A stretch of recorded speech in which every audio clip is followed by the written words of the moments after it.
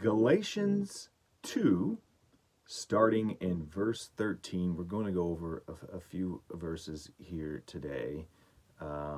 We left off with Paul calling Peter out, and we're continuing on in verse 13. He says, as a result, other Jewish believers followed Peter's hypocrisy, and even Barnabas was led astray by their hypocrisy. So hypocrisy is happening here. Verse 14, when I saw that they were not following the truth of the gospel message, I said to Peter in front of all the others, since you, a Jew by birth, have discarded the Jewish laws and are living like a Gentile, why are you now trying to make these Gentiles follow the Jewish traditions? He goes on in verse 15, which where we'll end off. You and I are Jews by birth, not sinners like the Gentiles. And we'll continue on from there in a future one. But I want to break this down starting verse 13. It's interesting that what Paul is saying is like Peter was he had hypocrisy. The other believers joined in Peter's hypocrisy, and even Barnabas, who was a partner in ministry with Paul, walked in hypocrisy for that. This was obviously before Paul and Barnabas had a splitting of ways that we read about in the book of Acts over John Mark. Hypocrisy being this, that their actions and words didn't align, their life. This is the power of peer pressure, clearly, that you can see even happening in a church setting amongst leaders, apostles of God's church. Even no one would refute that both Peter and Barnabas, who are names mentioned here.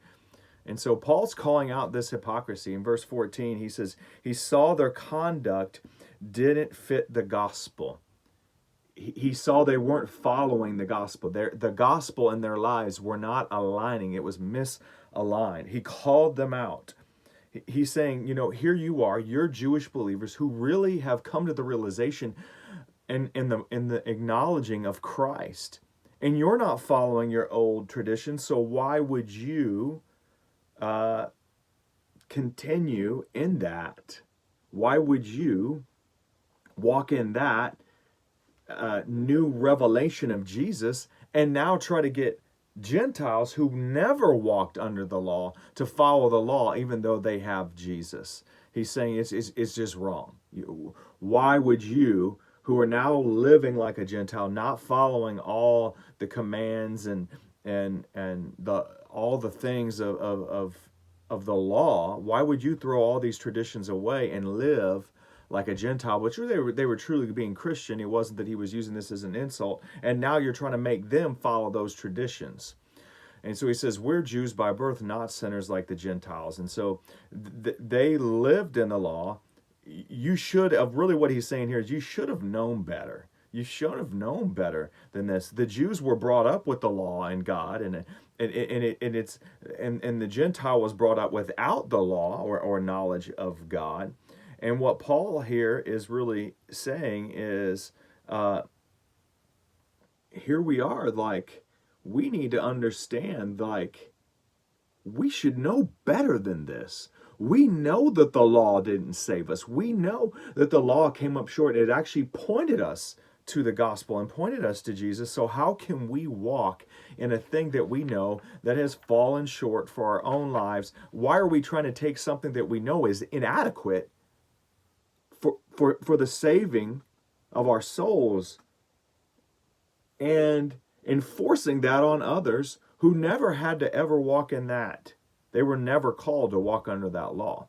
And so Paul is just calling out that hypocrisy that Peter had to eat with the Gentiles when there were not the Jewish believers there. But, and again, we saw in Acts where, Paul or Peter has the vision and gets the message from God that these guys are clean. They are clean. That God could save them. He saw in Cornelius's house the outpouring of the Holy Spirit, and here he is struggling with that.